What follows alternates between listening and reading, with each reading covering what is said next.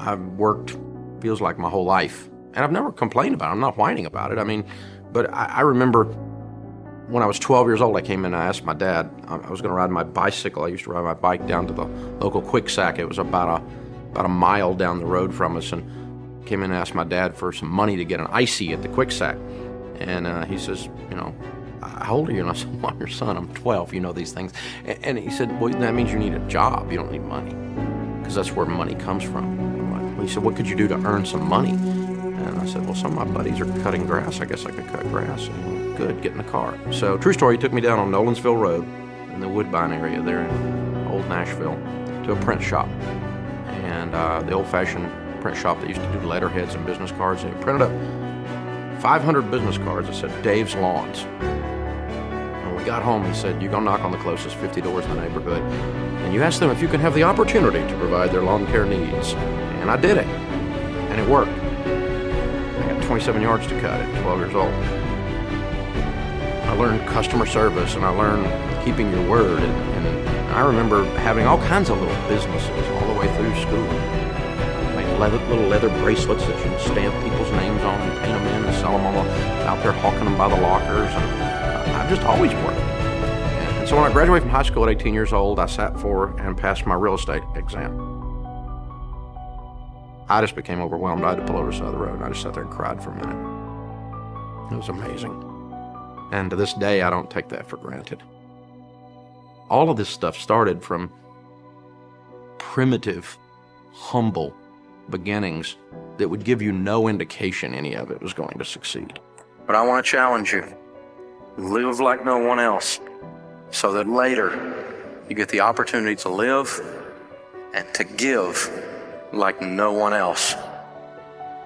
I look back and go, this radio show, one of the largest talk radio shows in all of North America right now. The book Financial Peace and how it took off as a result, and has now had literally millions of families go through it over the last several decades. There's no way I could take credit for it. I've worked hard, but when I look at the way that stuff lined up, that was just God's gift. It was just what's called a blessing.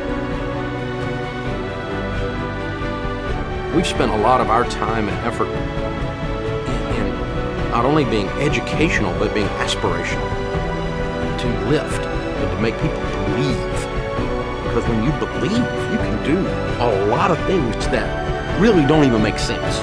It's crazy what people can pull off when they believe they can, and it's crazy what they can't pull off when they don't believe they can. I've watched a lot of people file bankruptcy that were not bankrupt. They were just scared. The light at the end of the tunnel was an oncoming train for them. They didn't believe that there was anything out there that was real, that they could turn the corner. They were hopeless. And that broken spirit, there's almost nothing that can overcome it. That we were able to pay down from $3 million in debt all the way to $378,000 in debt in 2.5 years. And I was 26 years old. That doesn't even make sense. It's not logical. And we still didn't make it. But the fact that we got that far into it was because we really believed we were going to make it. And when it ended was when we didn't believe anymore. So that sense of hopelessness, I got a barometer, I've got a meter, I can smell that on people, I can feel it on a call that's coming in. When I'm sitting in a book line, I can look up and see it in somebody's eyes. And I'll just stop a second and talk to them and pray with them and give them a couple of little pointers or hook them up with one of our counselors, because they came in there, they weren't looking for a book. They were looking to believe again. Our mission statement at the Lampo Group says, the Lampo Group provides biblically based common sense education and empowerment, which provides hope to everyone in all walks of life. That has been our guide. It's not a brochure filler. It is who we are. It is our mission. That's what that says. We realized really quickly that people whose numbers would work, they couldn't turn it around because they didn't believe they could turn it around. Zig Ziglar used to say, if you think you can or you think you can't, you're right. And that's hope.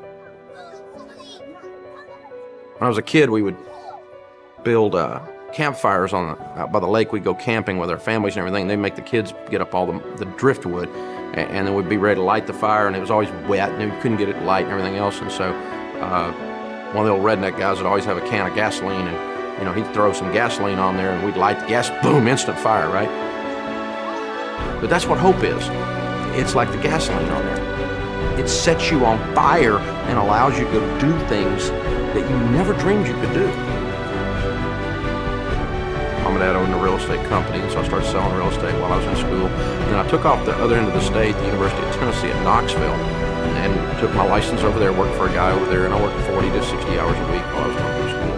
And I graduated from school basically broke, but not deeply in debt because I've been working.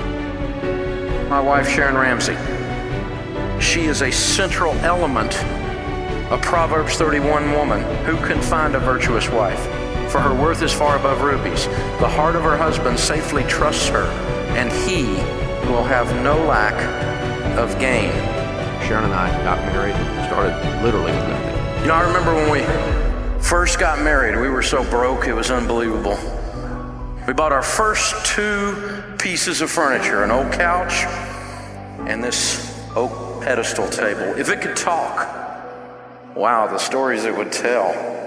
But eventually, after doing some selling real estate for a builder, I started buying and selling real estate in my very early 20s, just a couple of years after getting married.